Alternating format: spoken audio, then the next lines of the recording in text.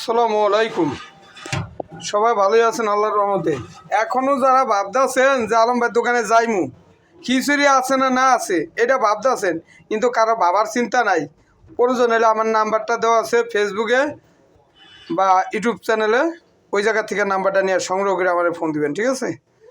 এখনও মনে করেন খিচুড়ি আছে, রাত্র 10টা পর্যন্তই পাওয়া যায়, দোকান খোলা থাকে কিন্তু রাত্র 10টা পর্যন্ত, অতিরিক্ত 10:30 জায়গা। চিন্তা ভাবনা করবেন না কেউ, সবাই চলে আসবেন ফ্যামিলি নিয়ে। এই যে এখনো দোকান খোলা। এরপরে এইদিকে হালিম আছে, কিন্তু শরীয়তপুর যেতেছেন হালিম খেতে না, গাড়িরে মামলা খাওয়ালে হেন 4-5 হাজার টাকা দিয়া।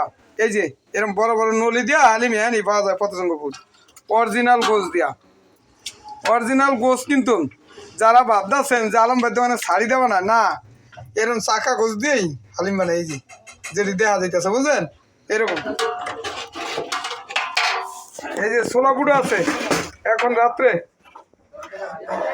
এই যে হালিম আছে, ছোলা বুট, টক দিয়ে ফুচকা বানায়। এই যে ফুচকা, জালমুড়ি, ছোলা বুট, এই যে ছোলা বুট দিয়া, ডাল দিয়া, লগে আমলকির আচার দিয়া মুড়িটা বানাই। সবাই চলে আসেন।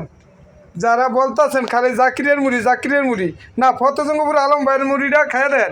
এইটার মধ্যে 10 পদের সালাদ, ক্যাপসিকাম, লেটুস পাতা, পুদিনা পাতা, ধনিয়া পাতা, বোম্বাই মরিচ, কাঁচামরিচ, সরষা, লেবু, পেঁয়াজ, টমেটো, গাজর, এই কয় পাতা আছে এই সালাদটার মধ্যে। ধন্যবাদ। তাহলে সবাই ভালো থাকবেন। আসসালামু আলাইকুম।